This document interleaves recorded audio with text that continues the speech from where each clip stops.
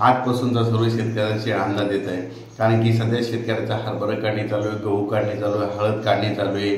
त्याच्या म्हणजे बरेच सगळ्यांचे पीक आता सगळे काढणी झालेले आहे। ज्वारी देखील काढणी चालू आहे।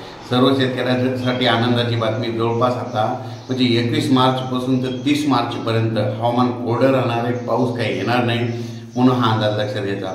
फक्त 21 मार्चपासून फक्त वातावरणामध्ये ढगाळ वातावरण राहणार आहे, पण ढगाळ वातावरण राहिल्यामुळे उन्हाची तीव्रता वाढत जाणार आहे म्हणून ही अंदाज लक्षात घ्यायचा। आता विभागावर बघायचं झालं तर राज्यामध्ये 21 मार्च ते 30 मार्चपर्यंत उत्तर महाराष्ट्रामध्ये ढगाळ वातावरण राहणार आहे आणि उन्हाची तीव्रता वाढत जाणार आहे आणि रात्रीच्या गारवा जाणवणार आहे म्हणून हा अंदाज लक्षात घ्यायचा।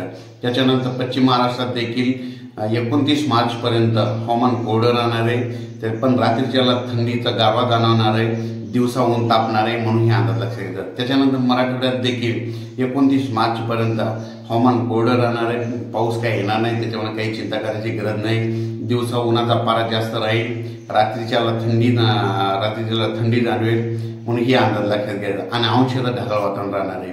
त्याच्यानंतर पूर्व विदर्भ आणि पश्चिम विदर्भ, पूर्व विदर्भ आणि पश्चिम विदर्भातले सर्व शेतकऱ्याला सांगू इच्छितो, जवळपास आता 10-12 दिवस पाऊस काही येणार नाही, त्याच्यामुळे काही चिंता करायची गरज नाही। फक्त दिवसा आता उन्हाचा पारामध्ये जास्त वाढत जाणार आहे, म्हणजे 40 अंशाच्या पुढे ऊन वाढत जाणार आहे म्हणून ही अंदाज लक्षात घ्यायचा। म्हणजे पूर्व विदर्भ, पश्चिम विदर्भ आणि मराठवाड्यामध्ये उन्हाची तीव्रता वाढत जाणार आहे, 41-42 अंशापर्यंत उन्हाची पारा वाढत जाणार आहे म्हणून ही अंदाज लक्षात घ्यायचा। पण सर्व शेतकऱ्याला सांगू इच्छितो की आता जवळपास 10 दिवस पाऊस काही येणार नाही, त्याच्यामुळे काही चिंता करायची गरज नाही। अचानक जर वातावरणात बदल झाला तर एक मेसेज दिला जाईल। धन्यवाद।